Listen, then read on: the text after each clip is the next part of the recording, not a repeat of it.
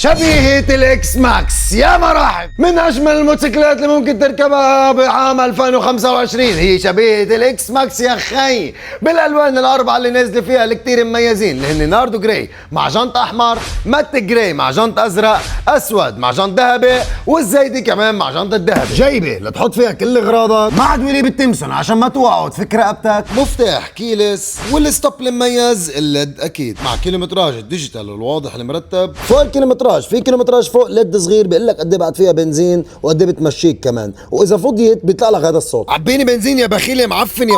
إذا عندك ضعف نظر ما في داعي للعوينات لأنه إضاءتها لد وكتير قوي، بقلبها إشارات رباعي عشان يقشعوك بالليل وما يعملوك كفتة. ما بدنا ننسى الكرسي العصرية المريحة عشان ترتاح، وإذا أنت إنسان مالك خلق تحرك حالك الكرسي هيدروليك، يعني مجرد ما تعمل لك لحالها بتفتح. بالنسبة للبنزين أكيد هو منه تحت الكرسي عشان ما نعذب جنابة حضرتك وتقوم عنا، فهو هيكون بين جراك. بما انه صحتك بتهمنا كتير فركبنا لك مرد الهواء الطويل عشان نحميك من الهواء وما يصيبك امراض كتير. اما بالنسبه للموتور فهو جي 28، الموتور اللي نزلناه على السوق وكسر الدنيا، موتور اللي بقلبه فلتر الزيت ال 155 سي السوبر قوي والرائع، واكيد حاطين لك هيك موتور يا خي عشان لا تنقطع وتكون اسرع من غيرك بكتير. اما الصران غاز مرتبين بيحملوا الوزن اللي ممكن توصل له، يعني كولو لا يهمك ابو رامي بلمك. وهيدي كانت الاكس ماكس الكوبي يا خي، من اجمل الموتوسيكلات اللي نزلت ب 2025 مثل ما انكم شايفينها، عرفت وبسعر صادم، سعرها كتير مناسب كتير مش شوي.